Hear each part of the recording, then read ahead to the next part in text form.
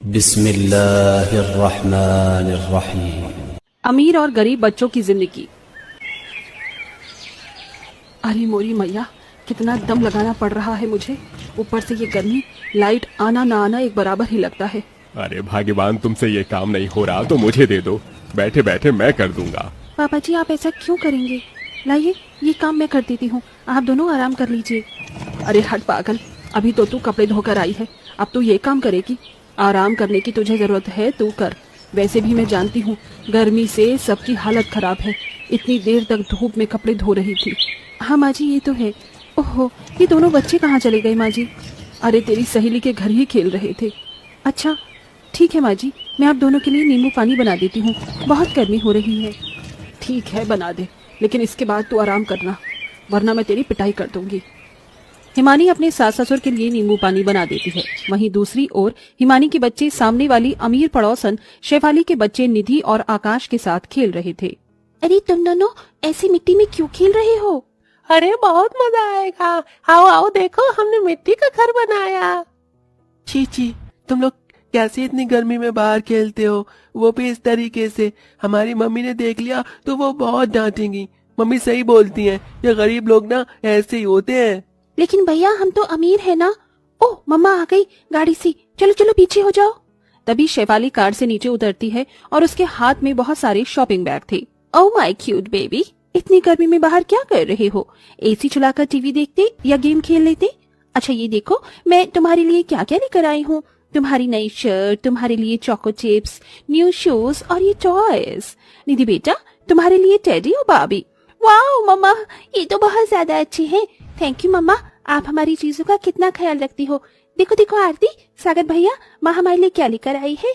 निधि, मुझे भी अपनी बारबी डॉल टेडी बियर दिखाएगी क्या एक बार? बिल्कुल नहीं, तेरे छूने से गंदा हो गया तो। और क्या, मेरे बच्चों से दूर रहो और उनकी चीजों से भी। पता नहीं गरीब लोग इतना चीप क्यों होते हैं। बच्चों, बहुत गर्मी हो रही है, चलो एसी में बैठेंगे। फिर शेफाली अपने बच्चों को ले जाती है और अच्छी अच्छी चीज खाकर वो एसी में आराम से बैठते हैं। वाह मम्मी, एसी में कितना अच्छा लगता है ना, बाहर से आकर ऐसा लगता है हम फ्रिज में बैठ गए। हाँ बेटा, इस बार बहुत गर्मी पड़ रही है, तो मैं वाटर पार्क भी ले जाऊंगी। सच्ची मम्मी ठीक है, अब तो हम वहाँ बहुत मजे करेंगे। आरती और सागर उन दोनों बच्चों की बात से दुखी होकर घर में आ जाते हैं। तभी हिमानी अपने बच्चों से कहती है, बेटा तुम दोनों को क्या हुआ, तुम्हारी आंखों में आंसू? माँ, वो निधि और सागर हमें चिढ़ा रहे थे। उनकी मम्मी ने उन्हें बहुत महंगे महंगे तोहफे, अच्छे अच्छे कपड़े, शूज और बहुत कुछ दिया है। हम भी चाहते हैं कि आप भी हमें वही चीज ला कर दो।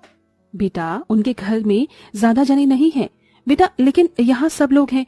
तुम्हारे पापा इतने पैसे नहीं कमाते कि हर चीज पूरी कर सके। ये सब होगा, एक दिन जरूर होगा, लेकिन धीरे धीरे होगा बेटा। माँ, क्या गरीब होना पाप होता है?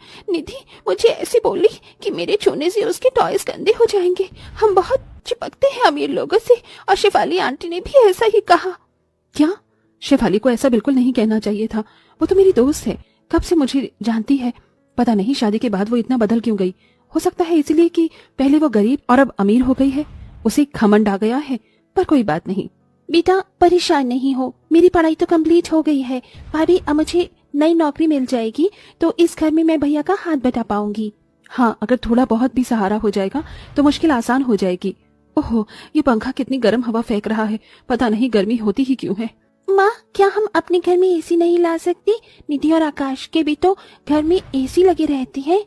आरती बेटा, एसी बहुत महंगा होता है। अगर हम एसी ला सकते तो हमारे घर में फ्रिज भी होता है, पर हमारे घर में फ्रिज भी नहीं है, और जो पहले वाला था वो भी खराब हो गया।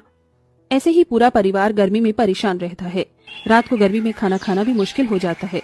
वहीं दूसरी तरफ अमीर शेफाली अपने बच्चों के साथ खूब मजे से टीवी देखकर एसी में खाना खाती है। अगले दिन लाइट चली जाती है तो शेफाली अपना इन्वर्टर ऑन कर लेती है, लेकिन बेचारी हिमानी, उसके बच्चे और घर के सारे लोग घर के बाहर आकर हाथ पंखा करने लगते हैं। हे भगवान, अभी लाइट कब आएगी? ऐसे तो गर्मी में परेशान हो जाएंगे। वैसे ही भयंकर गर्मी है, धूप भी अभी तक गई नहीं। हाँ जी, ये तो है। अगर शाम को लाइट नहीं आई तो गर्मी में और अंधेरे में खाना बनाना पड़ेगा। इतने में बाहर शेफाली आ जाती है। ओहो, आप सब लोग कैसे लाइन लगाकर बाहर बैठे हुए हैं? घर में इन्वर्टर नहीं है क्या? ओफो, मैंने भी ये क्या पूछ लिया। आपका तो ठीक से खाना पीना भी नहीं हो पाता। सुविधा होना तो दूर की बात है। अब घर में 7-8 जने होंगे तो यही होगा, इसीलिए बोलते हैं छोटी फैमिली बड़ी हैप्पीनेस। शिवाली, तुम मेरी बहुत पुरानी दोस्त हो, उसके बाद भी ऐसे कहती हो। कुछ नहीं तो इतना ही मान रख लिया करो कि मेरे माँ जी पापा जी यहाँ हैं, उनके सामने तो ऐसी बातें मत बोलो। क्यों, सच सुनकर कड़वा लग रहा है क्या? खैर, मेरे घर में तो इन्वर्टर लगा है तो मैं चलती हूँ, मुझे कल अपने बच्चों को वाटर पार्क भी लेकर जाना है। ऐसे सुनाकर शेफाली वहां से चली जाती है।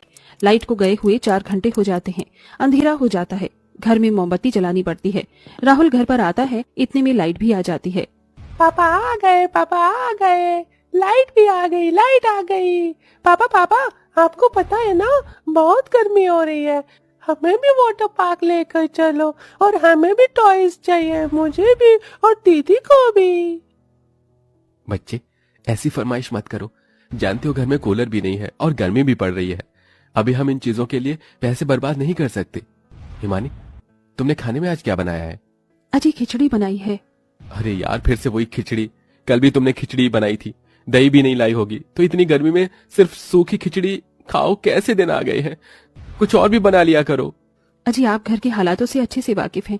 कुछ नहीं है तब भी तो यही बना रही हूँ। गरीबी और गर्मी में गुजारा करना आसान बात थोड़ी है। ठीक है, खाना ले आओ।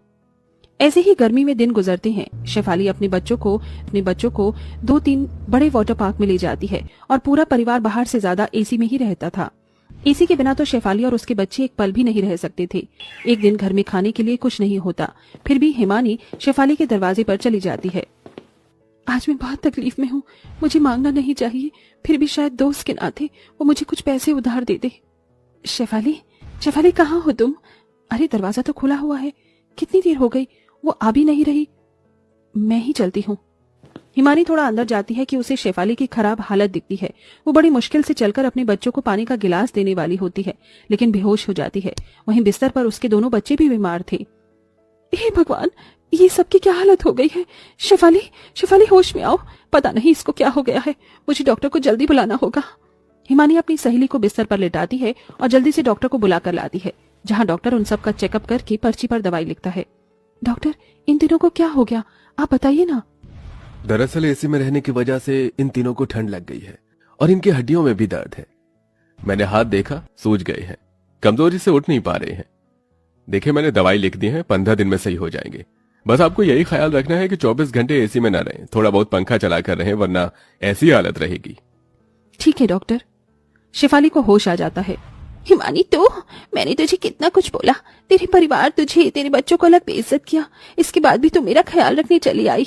मैंने तो तेरे से दोस्ती का मान भी नहीं रखा, फिर भी तूने मेरा ख्याल रखा, क्यों? पहली बात इंसानियत के नाते, दूसरी बात तू मेरी दोस्त है और अब पड़ोसन भी। मैं तुझे कैसे इस हालात में छोड़ सकती थी? मैं बातों को इतना दिल से नहीं लगाती। तू जब तक ठीक नहीं हो जाती मैं यहीं रहूंगी, भाई साहब आ जाएंगे तो जाऊंगी।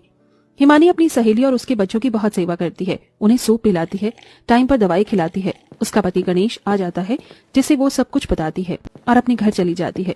2-3 दिन बाद शेफाली उसके घर जाकर माफी मांगती है, जिसके बाद दोनों सहेली एक दूसरे के गले लग जाती हैं।